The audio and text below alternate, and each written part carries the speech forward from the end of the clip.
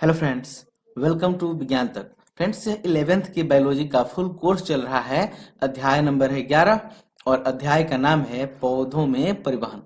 Friends, मैंने इस chapter का 4 वीडियो पहले ही बना दिया है। अगर आपने वो सभी वीडियो नहीं देखे हैं तो उन सभी वीडियो का लिंक आपको यहाँ पे आई बटन या फिर नीचे डिस्क्रिप्शन में उनका लिंक मिल जाएगा। वहां से जा करके आप उन सभी वीडियोज को देख सकते हैं ताकि आपकी समझ बेहतर हो सके। चलिए अब इस वीडियो को शुरू करते हैं। इस वीडियो में हम लोग पढ़ेंगे जीव द्रव्य कुंचन क्या होता है। ठीक है, इससे पहले मैं एक बात और बता दूं कि मैंने लेसन 1 से लेकर लेसन 10 तक का, मतलब टोटल 10 लेसन तक का ये पूरा जो लेसन होता है उसको एक्सप्लेन कर दिया है। साथ ही 7 लेसन तक का क्वेश्चन आंसर भी करा दिया है। उन सभी का लिंक आपको नीचे डिस्क्रिप्शन में मिल जाएगा। मैंने प्ले लिस्ट वाइज बना कर रखा है। तो चलिए अब इस वीडियो को शुरू करते हैं। पादप कोशिकाओं में जल की गति के प्रति व्यवहार करना उनके आसपास के घोल पर निर्भर करता है। यानी पादप कोशिकाओं में जो जल की गति होती है वो कैसा व्यवहार करते हैं वो उनके आसपास जो घोल है उस पर निर्भर करता है। यदि बाहरी घोल कोशिका द्रव्य के प्रासरण दाब को संतुलित करता हो तो हम उसे समप्रासनी कहते हैं। यानी जब कोशिका द्रव्य है और उसके बाहर कोई घोल हो, दोनों के अगर प्रासरण का दाब बराबर हो तो उसे समप्रासनी कहते हैं। यदि बाहरी विलयन कोशिका द्रव्य से अधिक तनुकृत हो तो उसे अल्पसारी कहते हैं।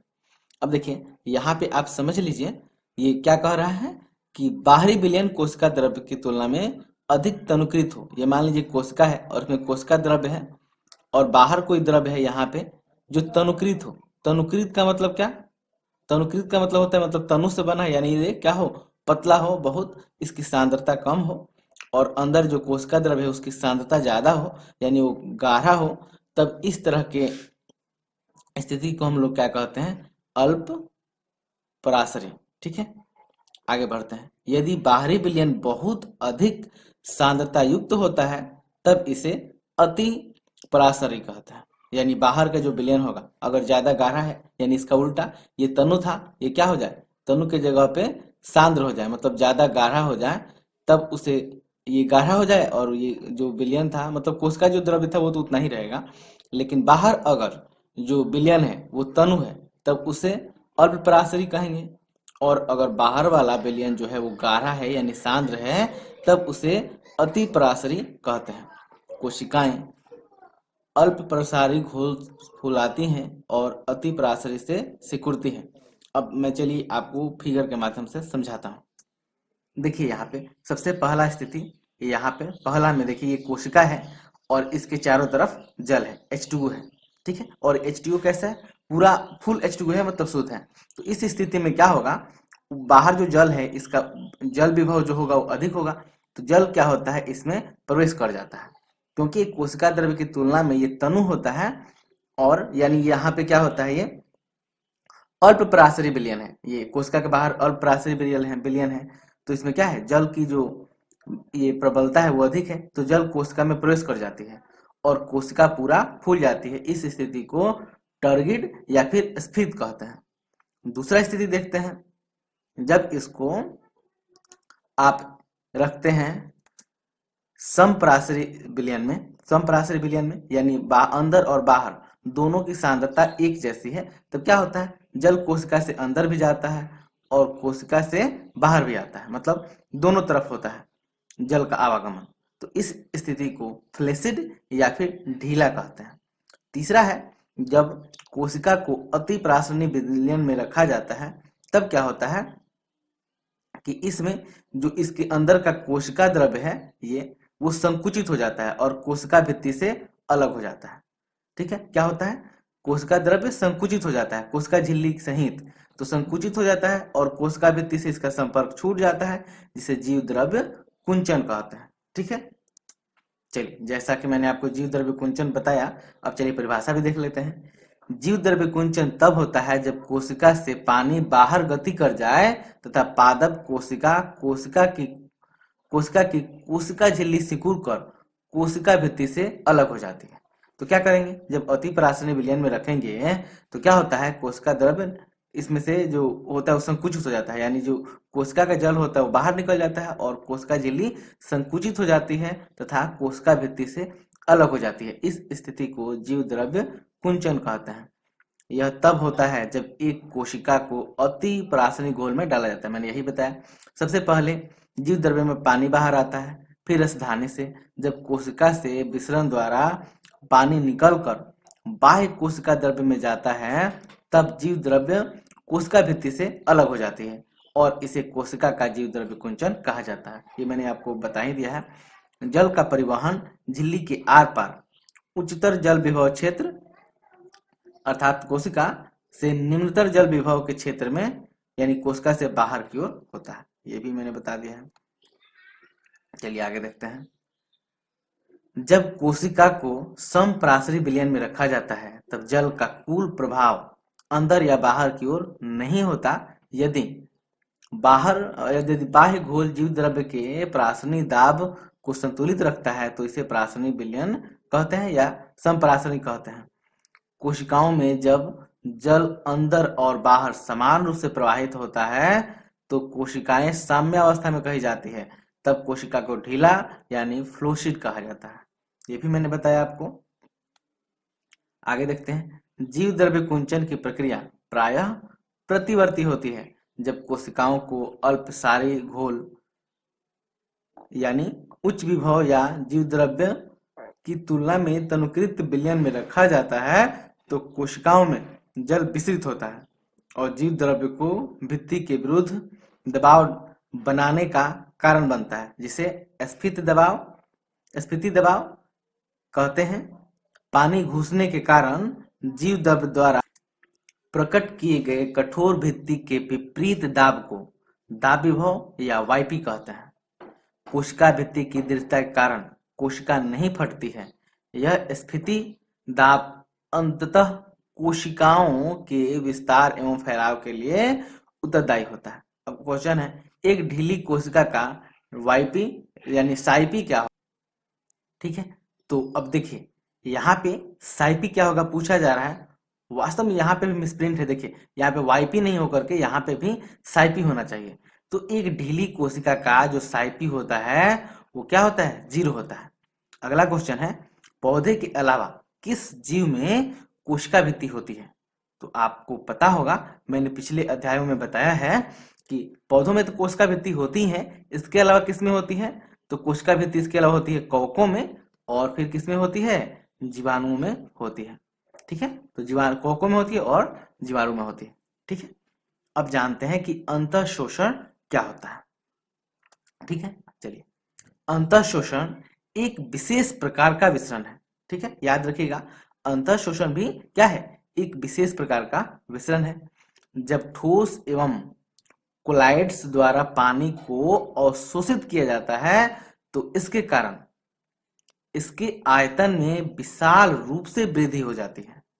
अंतःशोषण के प्रतिष्ठित उदाहरणों में बीजों और सूखी लकड़ियों द्वारा जल का अवशोषण है। आपने देखा होगा कि बीज जो होते हैं या फिर सूखी लकड़ियां होती हैं वो जल को कैसे अवशोषित कर लेती है। ये सब क्या है? अंतःशोषण का ही उदाहरण है। ठीक है, और अवशोषण करने से क्या होता है? उनका आयतन बढ़ जाता है, यानी उनका वजन भी, द्रव्यमान भी बढ़ जाता है। फूली हुई लकड़ी या काष्ठ के द्वारा पैदा किए गए दाब का प्रयोग आदि मानव द्वारा बड़ी चट्टानों एवं पत्थरों को तोड़ने के लिए किया जाता था। यानी जो आदि मानव थे, जो हमारे मतलब बहुत पहले के जो इंसान थे, पूर्वज थे, वे क्या करते थे कि फूली हुई लकड़ी यानी लकड़ी में पहले तो अवशोषण कराते थे जल का, फिर उसका उपयोग चट्टानों को, पत्थरों को तोड़ने के लिए किया करते थे। यदि अंतःशोषण के द्वारा दाब नहीं होता तो नवोद्भिद खुली जमीन पर उभर कर नहीं आ पाते, वे संभवतः बाहर आकर स्थापित नहीं हो पाते। तो देखिए, अंतःशोषण के कारण ही क्या होता है? दाब हो जाता है और उसी कारण जो नवोद्भिद होते हैं यानी नए पौधे होते हैं वो क्या करते हैं? जमीन से बाहर आ पाते हैं। अंतःशोषण भी एक प्रकार का विसरण है, ये बताया ही गया आपको ऊपर। क्योंकि जल की गति सांद्रण प्रवणता के अनुसार होती है। बीज या अन्य ऐसी सामग्रियों में पानी लगभग नहीं के बराबर होता है, अतः ये आसानी से जल का अवशोषण कर लेते हैं। अब चाहे वो बीज हो या फिर कोई सूखी लकड़ी हो या इस तरह के जितने भी पदार्थ होते हैं उनमें जल लगभग नहीं के बराबर होता है लेकिन बहुत ही कम होता है। इसलिए वो क्या करते हैं, जल को आसानी से अवशोषित कर लेते हैं। अवशोषक एवं अंतःशोषित होने वाले द्रव्य के बीच जल विभव प्रवणता आवश्यक है। यानी आवश्यक है कि जो अवशोषक पदार्थ है और जितना जल अवशोषित होगा उनके बीच में क्या होना चाहिए, जल विभव प्रवणता होना चाहिए। इसके अतिरिक्त कोई भी पदार्थ जो किसी भी द्रव को अवशोषित करता है, अवशोषक और द्रव के बीच बंधुता नहीं होनी पहली शर्त है। ठीक है, तो ये आपको क्लियर हो गया होगा। चलिए अब जानते हैं लंबी दूरी तक जल का परिवहन कैसे होता है। प्रारंभिक अवस्थाओं में आपने एक प्रयोग किया होगा। इस प्रयोग के दौरान आपने रंगीन पानी में सफेद फूल सहित टहनी को डाला होगा तथा उसके रंग के परिवर्तित होते हुए भी देखा होगा। टहनी के कटे छोर को कुछ देर तक घोल में रखने के बाद आपने निश्चित ही उस क्षेत्र को ध्यान से देखा होगा जिसमें से रंगीन पानी का परिवहन होता है। तो देखिए अब मैं आपको समझाता हूँ। पता नहीं आपने ये प्रयोग किया है कि नहीं, लेकिन यह देख करके आप अवश्य ही इस प्रयोग को कीजिएगा। देखिए आपको क्या करना है, एक बर्तन लेना है, कोई भी बीकर ग्लास कुछ भी हो सकता है। इसमें पानी डालिए और पानी में कोई रंग घोल दीजिए। मान लीजिए कि आपने रेड घोल दिया, लाल रंग का। ठीक है, लाल रंग आपको घोल देना है। उसके बाद आपको एक पुष्प लाना है, ऐसा पुष्प वाला जिसमें सफेद पुष्प हो, और उसको टहनी के सहित तोड़ कर लाइए और इस पानी में डुबा दीजिए। यहाँ तक आपने डुबा दिया और इसको छोड़ दीजिए कुछ समय के लिए, लेट से 2-3 घंटे के लिए। 2-3 घंटे के लिए आप छोड़ दीजिए। देखिएगा जो सफेद पुष्प था वो रंगीन हो जाता। रंगीन यानी किस कलर का हो जाएगा, ये फूल भी लाल हो जाता है। ठीक है, और अब आप सोच रहे होंगे कि लाल कैसे हुआ, तो वास्तव में क्या होता है, ये पानी ऊपर द्वारा खींचा जाता है। और किस माध्यम से जाएगा, तो आपको पता होगा जल का परिवहन करने के लिए पौधे में कौन सा अंग होता है, जो अंग होता है उसे हम लोग क्या कहते हैं, जाइलम कहते हैं।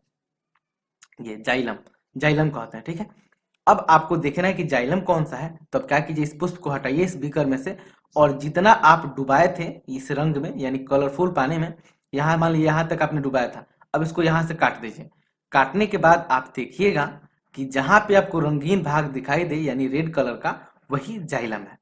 तो अब आप समझ गए होंगे कि आपको जाइलम को कैसे पहचानना है। और क्या होता है, वास्तव में जो पानी होता है ऊपर खींचा जाता है, नीचे से प्रेशर नहीं लगाया जाता है, क्योंकि नीचे पानी तो ऊपर की तरफ प्रेशर लगाएगा नहीं। यानी जो पुष्प है यानी जो टहनी है वही पानी को ऊपर की ओर खींच रही है। चलिए अब आगे देखते हैं। यह प्रयोग आसानी से दर्शाता है कि पानी के परिवहन का रास्ता संवहनी मंडल मुख्यतः जाइलम है। जी ये तो आप समझ रहे हैं। अब हम लोगों को और आगे बढ़ना है और पौधों में पानी तथा अन्य पदार्थों के परिवहन की प्रक्रिया को समझना है। आगे बढ़ते हैं। लंबी दूरी तक पदार्थों का परिवहन केवल विसरण द्वारा नहीं हो सकता है। विसरण एक धीमी प्रक्रिया है। यह छोटी दूरी तक अणुओं को पहचानने में कारगर है। उदाहरण के लिए एक प्रारूपिक पादप कोशिका लगभग 50 माइक्रोमीटर के आसपास होती है कि आर पार अणु को गति करने के लिए लगभग 2.5 सेकंड का टाइम लगता है। इस दर पर आप गणना कर सकते हैं कि पौधों के अंदर 1 मीटर की दूरी तय करने में अणुओं को विसरण के द्वारा कितना समय लगेगा। अब आप खुद सोचिए, ये एज्यूम कर लीजिए, आप गणना भी कर सकते हैं कि 50 माइक्रोमीटर, सोचिए यहाँ पे माइक्रोमीटर है, 50 माइक्रोमीटर दूरी तय करने में कितना समय लग जाता है, 2.5 सेकंड। तो 1 मीटर दूरी करने में कितना समय लगेगा, आप खुद इसका एज्यूम कर सकते हैं, बहुत ज्यादा समय लगेगा। और पेड़ का साइज तो लगभग 50 मीटर के आसपास होता है। कोई पेड़, मतलब सभी 50 मीटर नहीं होते, कुछ 10 मीटर, 20 मीटर, 30 मीटर होते हैं। उनको देखने के लिए उनमें कैसे परिवहन होगा इतना दूर। बड़े एवं जटिल जीवों में बहुधा पदार्थों का परिवहन लंबी दूरी तक होता है। कभी कभी उत्पादन या अवशोषण एवं संग्रहण के स्थान एक दूसरे से काफी दूर होते हैं, अतः विसरण एवं सक्रिय परिवहन काफी नहीं है। इसलिए अब यहाँ पे पहले समझ लीजिए, जो इतना जो दूर तक परिवहन करना है तो उसके लिए क्या है, ये परिवहन है चाहे सक्रिय परिवहन है, ये काफी नहीं है। मतलब इसके द्वारा इतनी लंबी दूरी तक परिवहन करना काफी मुश्किल है। इसलिए विशिष्ट व्यापक दूरी का परिवहन तंत्र आवश्यक हो जाता है ताकि आवश्यक पदार्थ निश्चित रूप से तीव्र गति से पहुंच सकें। जल, खनिज तथा भोजन सामूहिक प्रणाली द्वारा परिवहन होते करते हैं। सामूहिक या थोक प्रवाह में पदार्थों का एक स्थान से दूसरे स्थान तक परिवहन दो बिंदुओं के बीच दाब की भिन्नता के परिणाम स्वरूप होता है। सामूहिक प्रवाह की यह विशिष्टता यह है कि पदार्थ चाहे घोल हो या निलंबन नदी के प्रवाह की तरफ ही बहता है। तो क्या होता है यहाँ पे समझिए, जो जल होते हैं, खनिज होते हैं या फिर अन्य पोषक पदार्थ होते हैं, वो क्या होते हैं, सामूहिक रूप से प्रवाहित होते हैं, यानी थोक प्रवाह में होते हैं। ठीक है, और ये एक स्थान से दूसरे स्थान तक कैसे परिवहन होते हैं इनका, तो दाब के आधार पर। जैसे आपने नदी में देखा होगा, एक तरफ से दूसरी तरफ दाब ज्यादा लगता है, इसलिए नदी का प्रवाह होता है। उसी प्रकार इन सभी पदार्थों का भी परिवहन होता है। यह विसरण से भिन्न होता है, जहां पर भिन्न पदार्थ अपनी सांद्रता प्रवणता के अनुसार स्वतंत्र रूप से परिवहनित किए जाते हैं।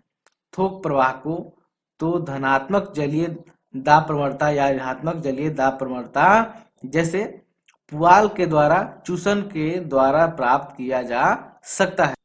ठीक है, थोक प्रवाह को कैसे प्राप्त कर सकते हैं, तो धनात्मक जलीय दाब प्रवणता हो या फिर ऋणात्मक जलीय दाब प्रवणता हो, तो वहां पे आप इसको प्राप्त कर सकते हैं। आप पुआल लेकर के भी उसका एक्सपेरिमेंट कर सकते हैं। पदार्थों की पादपों के संवहनी ऊतकों के द्वारा थोक या सामूहिक गति को स्थानांतरण कहते हैं। अब पदार्थों में क्या होता है, यानी ये पादप में होता है। वास्तव में पादप में क्या होता है, विभिन्न पदार्थ होते हैं, जैसे जल है या फिर खनिज लवण है, वो सभी सामूहिक रूप से गति करते हैं। किसके द्वारा, किसके कारण, तो दाब में अंतर के कारण। और इस स्थिति को क्या कहते हैं, स्थानांतरण कहते हैं। इसको क्या कहते हैं, स्थानांतरण कहते हैं।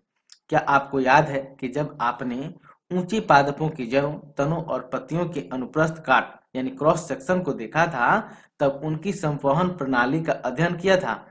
उच्च पादपों में बहुत ही उच्च विशेषकृत संवहनी ऊतक जाइलम और फ्लोएम होते हैं। तो मैंने आपको पिछले चैप्टर में, पिछले नहीं, जब मैंने आपको पौधों के बारे में बताया था, तो उस समय आपको दिखाया भी था अनुप्रस्थ काट का क्रॉस सेक्शन जो होता है वहां पे, कि कैसे वहां पे जाइलम होते हैं और फ्लोएम होते हैं, उनकी बनावट कैसी होती है। तो उसी माध्यम से इन सभी पदार्थों का परिवहन होता है, यानी स्थानांतरण भी होता है। जाइलम मुख्य रूप से जल, खनिज लवण, कुछ कार्बनिक, नाइट्रोजन तथा हार्मोन को जड़ से वायवीय भाग तक स्थानांतरित करता है। फ्लोएम मुख्य रूप से विभिन्न प्रकार के कार्बनिक तथा अकार्बनिक विलयनों को पत्तियों से पादपों के विभिन्न भागों में स्थानांतरित करता है। ठीक है, तो आप समझ लीजिए, ये प्रासरण और जो हम लोग पढ़े थे, तो प्रासरण काफी स्लो प्रक्रिया है। तो उसको तेज बनाने के लिए क्या होता है, बहुत सारे पदार्थ एक साथ मिल जाते हैं और सामूहिक रूप से प्रवाहित होते हैं, जिस प्रक्रिया को स्थानांतरण कहते हैं।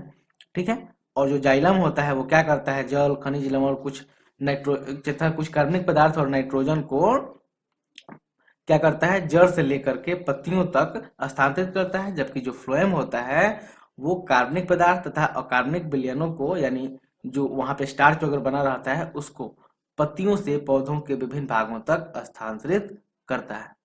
ठीक है, मुझे उम्मीद है आपको ये लेक्चर अच्छे से समझ में आया होगा। अगर ऐसा है तो इस वीडियो को लाइक कीजिए।